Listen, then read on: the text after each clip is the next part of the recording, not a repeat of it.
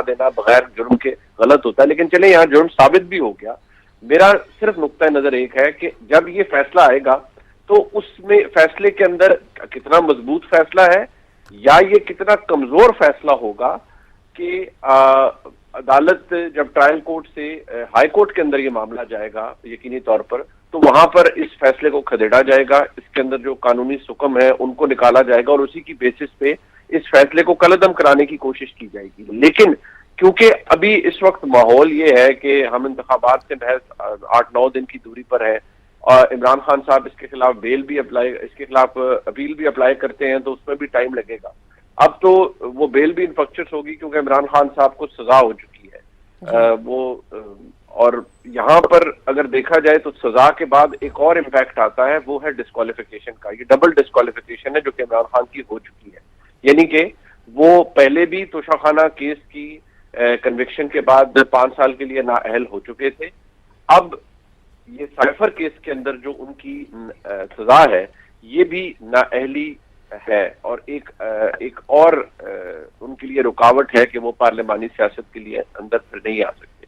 میں اس بات سے ایگری کروں گا ابھی جو طلعت صاحب نے فرمایا اور نظیم ملک صاحب نے بھی کہ یہ بہت سی باتیں نظر آ رہا ہوتا ہے کہ ان کو پہیے لگ جاتے ہیں اور بہت تیزی سے وہ آگے بڑھتے ہیں، لیکن میں دوبارہ کہوں گا ہم اس وقت تک اس کے اوپر کوئی حتمی رائے نہیں دے سکتے جب تک ہم اس فیصلے کو تفصیلی طور پر پڑھ نہ لیں. بالکل. ابھی تو یہ زبانی سنایا گیا نا منیب جج ابوالحسنات ذوالقرنین کی جانب سے.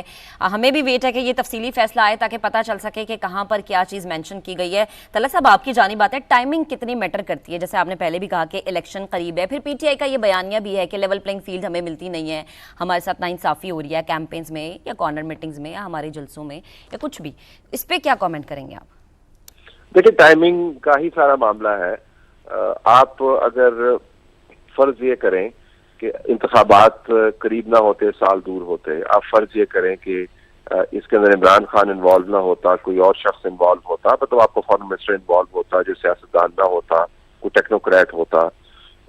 آپ فرض یہ کریں کہ اس کے اندر اسٹیبلشمنٹ بھی انوالو نہ ہوتی اور یہ کسی کورٹ کے اندر معاملہ جاتا، تو میں پھر بھی یہ کہوں گا کہ سرکاری دستاویز کو اس طریقے سے استعمال کرنا جرم ہے. یہ اوپن اینڈ شٹ کیس کے زمرے میں آتا ہے. یہ کوئی سادہ اور آسان بات نہیں ہے کہ آپ نے ایک سرکاری دستاویز کو چاہے اس کے متن کی وقت کچھ بھی ہو، آپ نے اس طریقے سے اپنے مقاصد کے لیے استعمال کیا، انہوں نے سیاسی مقاصد کے لیے استعمال کیا، لیکن فرض کرے کوئی اپنے ذاتی یا معاشی مقاصد کے لیے استعمال کر لیتا ہے، تو آپ یہ نہیں کہہ سکتے کہ عمران خان چونکہ انوالو ہے اور الیکشن چونکہ قریب ہے لہٰذا یہ اس کی بنیاد نہیں بنتی. لیکن ٹائمنگ کی وجہ سے اب یہ آرگومنٹ کہ ٹیکنیکلی کتنا ساؤنڈ کیس بن سکتا تھا، اب وہ آپ کو بیک گراؤنڈ کے اندر جاتا ہوا نظر آئے گا. اور پاکستان تحریک انصاف چونکہ ایک پاپولیرٹی کے مقابلے کے اندر ہے اور ان کے جو نمائندگان ہیں چاہے وہ سوشل میڈیا پر ہوں یا میڈیا پر ہوں، ان کو بھی شوق ہے کہ وہ یہ معاملات کو اچھال کر یہ ثابت کریں کہ وہ کتنے اچھے طریقے سے انصاف کے اصولوں کے پابند ہیں. تو یہ بیانیہ اب بہت سٹرونگ ہوگا کہ جی دیکھیں انتخابات سے یہ جڑا ہوا ہے. لیکن میں دوبارہ گزارش کروں گا اگر آپ انتخابات کے معاملے کو منہا بھی کر دیں، عمران خان کو بھی منہا کر دیں، یہ ایکٹ جو ہے جو انہوں نے کیری آؤٹ کیا وہ بادی نظر بڑا سنجیدہ معاملہ ہے. سزا کتنی ہونی چاہیے تھی یہ بالکل منیب درست کہہ رہے ہیں کہ آپ کو بہت ایک ہارش پنشمنٹ نظر آتی ہے. 10 سال جو ہے وہ بہت طویل سزا ہے، لیکن ان کے پاس بہت ساری اپیلز کے مواقع ہیں جو پچھلی حکومتوں کے اندر اسی جماعت میں، اور میں اس کو بطور جسٹیفیکیشن نہیں دے رہا، میں صرف موازنہ کر رہا ہوں کیونکہ اسٹینڈ ہمارا وہی ہے کہ پروسیس آپ کو نیٹ اینڈ کلین نظر آنا چاہیے جو اس میں آپ کو نظر نہیں آیا. لیکن اسی جماعت کے نمائندگان نے سپریم کورٹ کے ذریعے جب وارداتیں کروائیں تو ان وارداتوں کو میڈیا کے اندر انڈورسمنٹس دی گئیں، ان کے اوپر لوگوں نے دھوالیں ڈالیں اور انہوں نے بتایا جی کہ کیسے یہ بڑا زبردست فیصلہ ہوا، یہ جانتے ہوئے کہ وہ تمام کا تمام رگ تھا. تو ان کے پاس تو سپریم کورٹ تک پہنچتے پہنچتے بہت سارے اپیلوں کے حق ابھی موجود ہیں. ادھر جب فیصلے کیے گئے تھے تو وہ تو اسٹارٹ سپریم کورٹ سے ہوا تھا. تو پی ٹی آئی کا جو تاریخی طور پر دیکھیں یا ان کے جو نمائندگان ہیں تاریخی طور پر ان کے پاس ہائی مورل گراؤنڈ نہیں ہے، لیکن تکنیکی اعتبار سے ٹائمنگ کو وہ استعمال کریں گے، الیکشن کے حوالے سے ہر چیز کو ایکسپلین کریں گے اور اس کیس کا میرٹ جو ہے وہ بتدریج آپ کو بیک گراؤنڈ میں جاتا ہوا نظر آئے. ٹھیک ہے.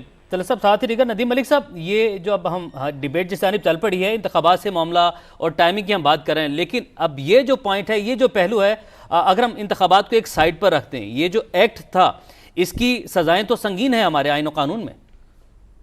جو بھی سزائیں لکھی ہوئی ہیں جی، اس کا طریقہ کار مجھے معلوم نہیں ہے، وہ منیب اس کے اوپر بہتر روشنی ڈال سکتے ہیں، لیکن جو معاملہ تھا عمران خان والے کیس کے اندر، اس معاملے میں سزا دینا ڈے ون سے ایک آلموسٹ کلیئر کٹ ایک انڈیکیشن تھی کہ سزا ملنی ہے۔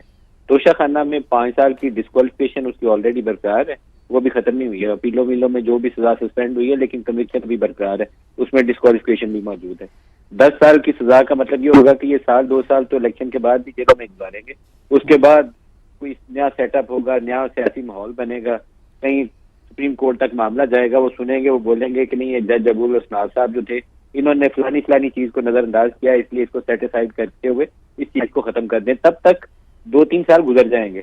تو یہ وہی ریپیٹ ہے، ریپلے ہے اس پروسیس کا جو 2017-18 میں نواز شریف کے ساتھ کیا گیا تھا، یہ اس کا ریپلے ہو رہا ہے۔ میں تو اس کو بالکل تسلیم نہیں کرتا، یہ قابل افسوس ہے، جوڈیشل مرڈر ہے یہ، اس طرح کے فیصلے آنا۔ آپ اس کو اوپن ٹرائل کریں، کھلے طریقے سے تحقیقات کریں۔ اگر وہ بندہ کہہ رہا ہے کچھ چیزیں اس کے پاس ثبوت ہیں، وہ کل انہوں نے فارمر آرمی چیف کا نام لے کر کچھ الزامات عائد کیے ہیں، پہلے اس کا تو پورا موقع دیں، پوری آپشن ایگزاسٹ کریں، سیدھی 10 سال کی سزا۔ یہ کوئی مذاق ہے یار، فارمر پرائم منسٹر ہے، ایک فورن منسٹر پاکستان کر رہا ہوا ہے، ایک سے زائد بار رہا ہوا ہے، اور آپ اس کو پکڑ کے سیدھا 10 سال کے اندر اس نے سائفر جلسے میں لہرایا تھا عمران خان نے۔ تو میری تو عقل سمجھ سے بالا تر چیز ہے یہ۔ ان کو پتا ہے کہ اس کے ہاتھ میں سائفر تھا یا نہیں تھا، کیا یہ اسٹیبلش کر لیا انہوں نے؟ تو میں تھوڑا سا اس معاملے میں اس وقت میں اس کو اپریشیٹ نہیں کر سکوں گا۔ یہ عدالت کا فیصلہ درست روش ہے ہی نہیں ہے، غلط فیصلہ ہے یہ۔ ویسے ہی ہے جیسے وہ جج بشیر صاحب ہمارے 3-4 وزیر اعظموں کو سزا پہلے دے چکے ہیں، تو کوئی اور جج بشیر صاحب کی طرح کا کام بھی کر جائے گا۔ مجھے تو اس میں کوئی بہتری والی گنجائش یا آثار نظر نہیں آتے۔ معاشرے کے اندر آپ کو وہ رویہ اپنانے چاہیے جس سے استحکام آئے، لوگوں کے لیے قابل قبول ہو۔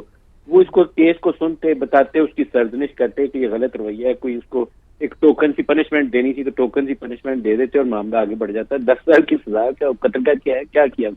میں تو اس کو ٹھیک ہے ملک صاحب، قطع کلامی کی معذرت، آپ کو روکتے ہیں۔ رانا ثناءاللہ صاحب نے ہمیں جوائن کیا ہے، انہیں شامل گفتگو کرتے ہیں۔ رانا ثناءاللہ صاحب، بہت شکریہ وقت دینے کے لیے۔ بانی پی ٹی آئی اور شاہ محمود قریشی دونوں کو 10-10 سال قید کی سزا سنائی گئی ہے، کیا کامنٹ کریں گے؟ دیکھیں، یہ جو کیس ہے اس میں سائفر ایک کلاسیفائڈ ڈاکومنٹ ہے، اس کا جو ہے وہ پبلک کرنا جو ہے وہ جرم ہے، اور کس حد تک اس نے ریاستی مفادات کو جو ہے وہ نقصان پہنچایا، اس بات کا تعین جو ہے وہ عدالت نے کرنا تھا۔ جو تعین عدالت نے کیا ہے، ہمیں اس کے اوپر جو ہے وہ اعتماد ہے۔ باقی اس کا تو کوئی جھگڑا ہی نہیں تھا کہ انہوں نے اس کو پبلک نہیں کیا، پبلک تو انہوں نے کیا ہے اس کو، اور باقاعدہ جو ہے وہ ایک جلسہ عام میں اس کو ٹھہرایا، اس کے کانٹینٹس جو ہے وہ شیئر کیے، اور یہاں تک کہا کہ جی امریکہ جو ہے وہ پاکستان میں آگے حکومتیں گرا رہا ہے اور حکومتیں جو ہے وہ بنا رہا ہے، اور اس نے یہ دھمکی جو ہے وہ دی ہے اسی طرح سے۔ اور پھر وہ آڈیو بھی موجود ہے کہ جس میں عمران خان صاحب خود یہ فرما رہے ہیں کہ اب ہم اس سے کھیلیں گے۔ تو پھر قومی مفادات، ریاستی مفادات سے اگر کوئی کھیلے گا اور بعد میں جوڈیشل پروسیس کے تحت اگر اس کو سزا ہوتی ہے تو ٹھیک ہے، ان کے پاس فورم موجود ہے، ہائی کورٹ بھی موجود ہے، سپریم کورٹ بھی موجود ہے، ہماری طرح تو نہیں ہے۔